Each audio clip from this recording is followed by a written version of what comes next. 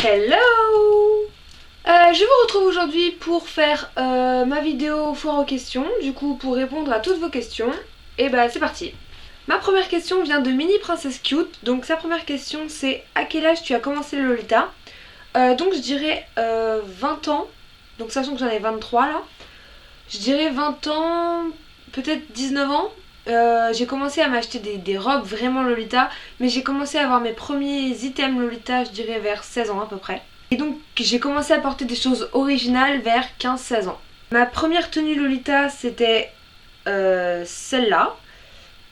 Donc c'était avec ma robe bodyline carrousel noire, que c'était ma première robe Lolita, voilà. Quand et à quel âge as-tu commencé ta chaîne? Ma chaîne en fait c'est ma chaîne YouTube que j'ai toujours eue, donc c'est la seule chaîne YouTube que j'ai créée dans ma vie, donc je l'ai depuis 2006 je crois. C'est celle où je mettais des vidéos comme ça au début comme tout le monde sur YouTube, juste des vidéos qu'on a pris avec son téléphone, enfin inutiles quoi.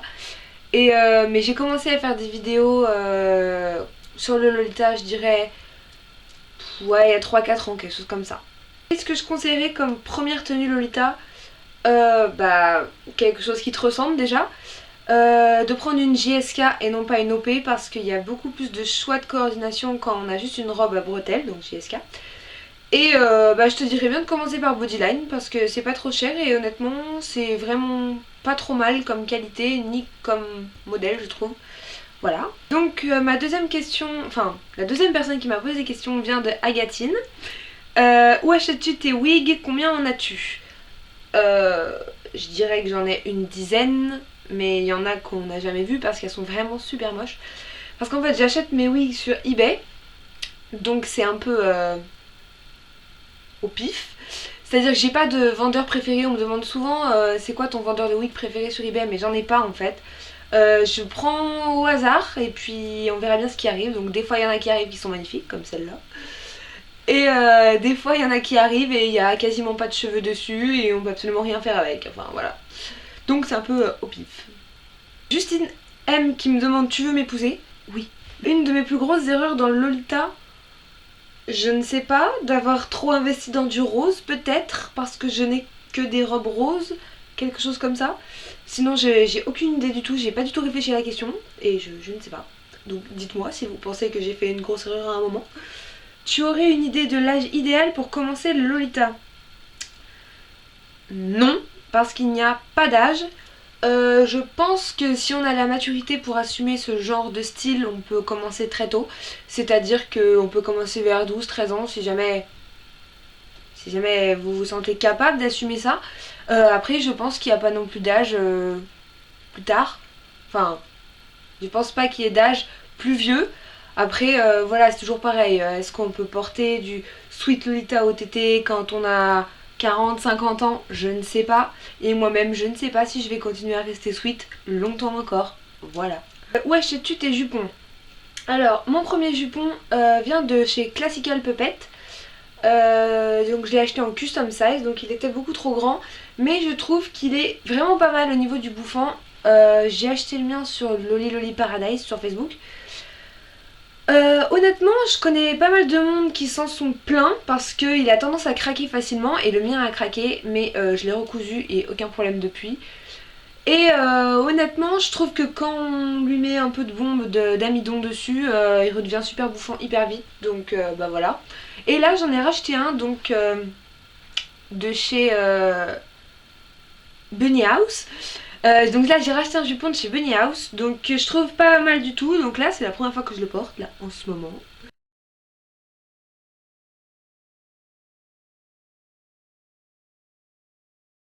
Je trouve qu'il est pas mal pour l'instant, mais à voir sur le long terme comment il tient. Une question de Virginie P. Tu utilises quoi comme programme pour éditer tes vidéos?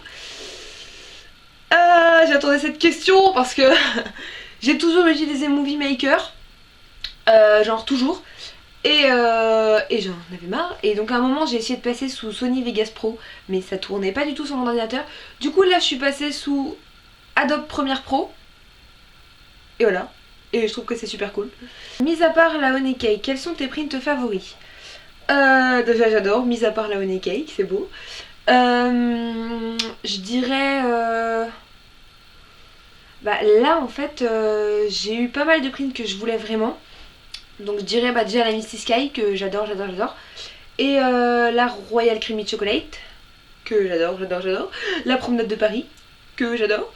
Et mais après sinon je dirais que ce serait des prints à fraises, mais genre la Freshly Picked Strawberry que j'aime énormément et que je voudrais bien en rouge d'ailleurs. Et ouais voilà, donc ça tourne plutôt autour des fleurs, du chocolat et des fraises. Voilà, ma vie tourne autour de la bouffe.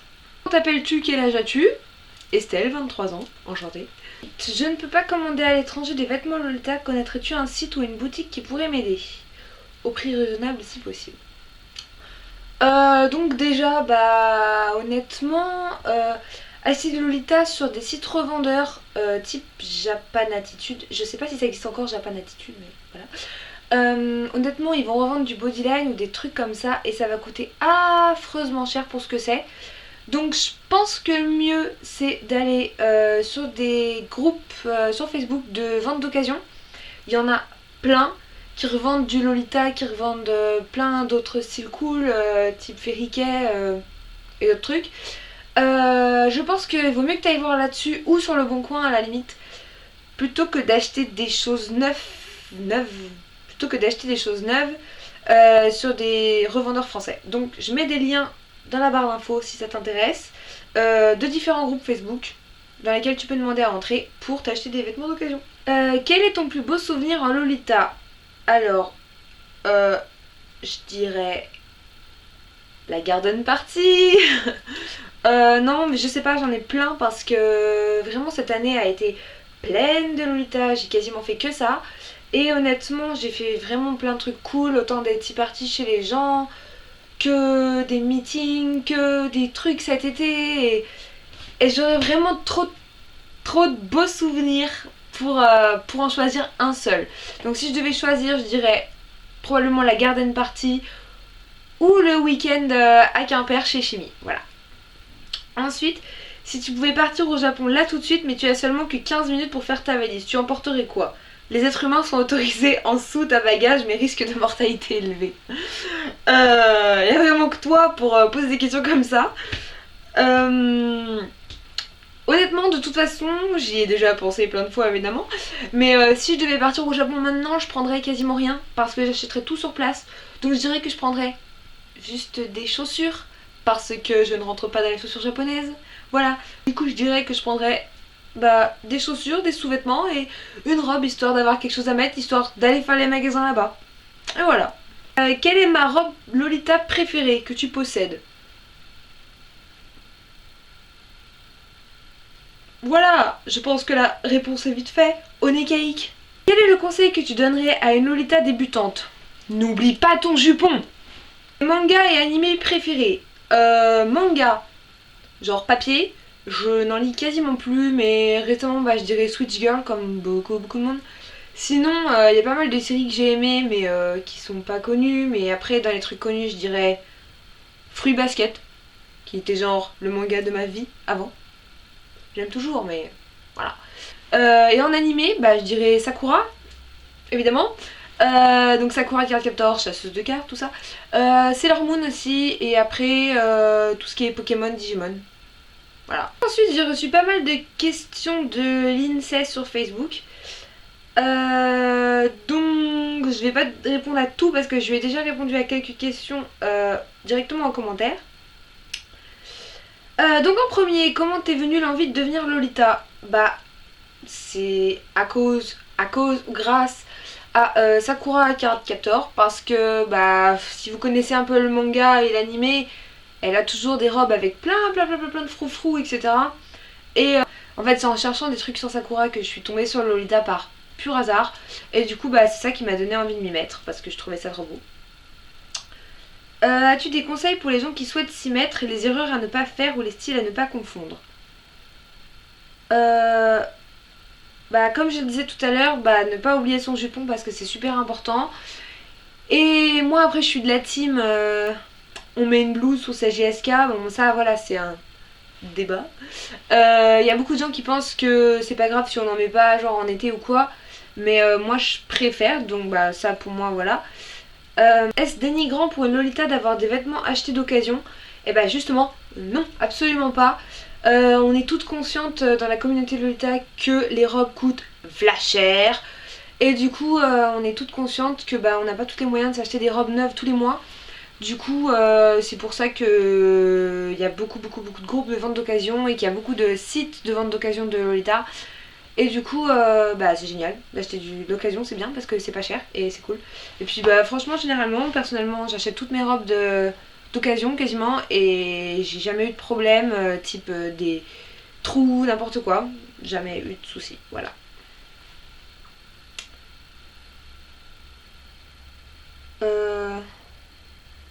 Est-ce que les magasins tels que Accessories ou Claire's peuvent-ils servir de référence pour trouver des accessoires Lolita? Oui, enfin pourquoi pas. Moi j'ai pas mal de nœuds et de trucs en tout genre qui viennent de chez Claire's par exemple. Mais il y a énormément de trucs cool là-bas et si on sait bien accessoiriser tout le tout, je pense qu'il n'y a aucun souci. J'ai déjà essayé le Gothic Lolita. J'ai presque envie de vous dire oui, mais c'était il y a très longtemps et finalement quand j'y repense avec le temps c'était pas vraiment du Lolita. Mais voilà, oula, mais voilà, vaut mieux pas en parler je pense. Pourrais-tu nous parler ou faire une vidéo sur les sous-genres du style Lolita, déco Lolita, classique Lolita, industriel Lolita, etc.